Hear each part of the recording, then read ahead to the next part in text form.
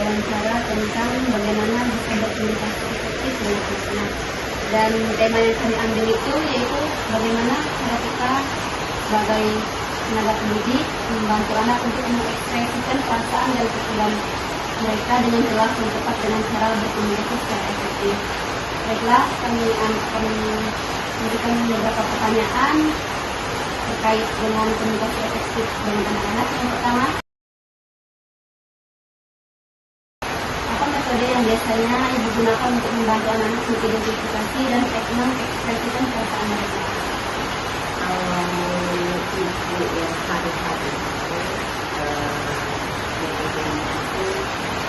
biasanya kalau itu bercerita dan meminta anak untuk mengungkapkan dan menceritakan pengalaman yang pertama kalau misalnya pergi sekolah atau sebelum pergi sekolah. Itu kan perasaan mereka kan bisa jadi di pagi hari itu ada yang senang, ada yang merasa udah senang, ada yang berbagai macam kan. Kalau pagi-pagi itu hanya begitu, kalau begitu datang itu aja anak-anak itu bercerita. Kita masuk ke pertanyaan kedua, yaitu bagaimana cara ibu mendorong anak-anak berbicara tentang pikiran dan perasaan mereka tanpa merasa takut atau tertekan? Mendorong ya, mendorong mereka yang satu untuk bercerita itu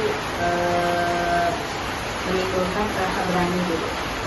Meminta mereka untuk menimbulkan rasa berani ke depan mengungkapkan perasaannya satu, setelah itu berikan ujian. Berikan ujian sama. Setelah mereka mengungkapkan perasaan mereka, kita apresiasi bahwa mereka sudah berani mengungkapkan perasaan.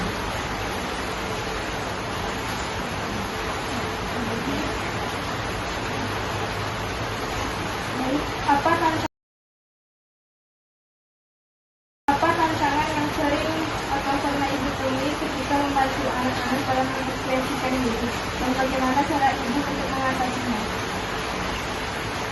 Tantangannya apa ya?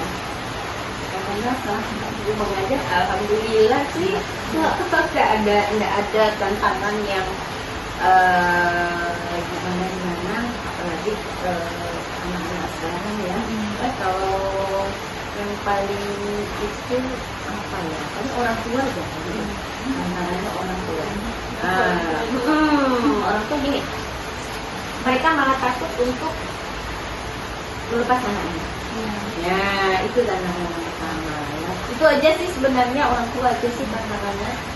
Nah, caranya yaitu kita berikan pengertian.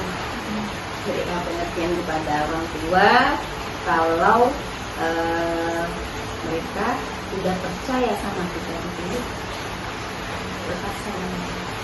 Insya Allah dengan mereka memberikan kepercayaan kita kan itu aja sih sebenarnya.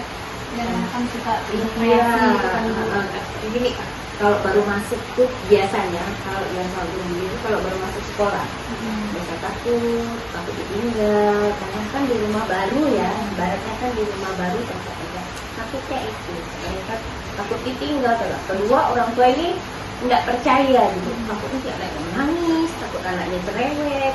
Padahal kalau dengan orang tua malah makin jadi biasanya ya seperti itu. Tapi kalau tidak ada orang tua ini biasanya anak-anak itu malah lebih berani. Itu aja sih kalau ibu. Tantangannya bukan dari anak-anaknya, dari jarang sih kalau dari anak-anak. Paling ya ibu.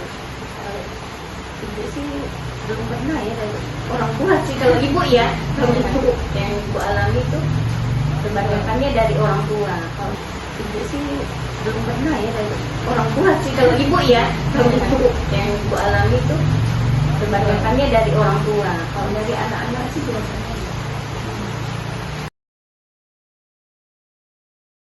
Kemudian pertanyaan selanjutnya, dapatkah ibu memberikan contoh kegiatan atau permainan yang efektif dalam membantu anak mengekspresikan perasaan mereka? Bermain sandiwara boneka bisa, atau bermain pulang, dia bermain sendiri gitu, nah dia menjadi dirinya sendiri, dia mengekspresikan dirinya sendiri bisa, terus bercerita juga bisa, dia bercerita sendiri juga bisa, drama juga bisa, biasanya seperti itu.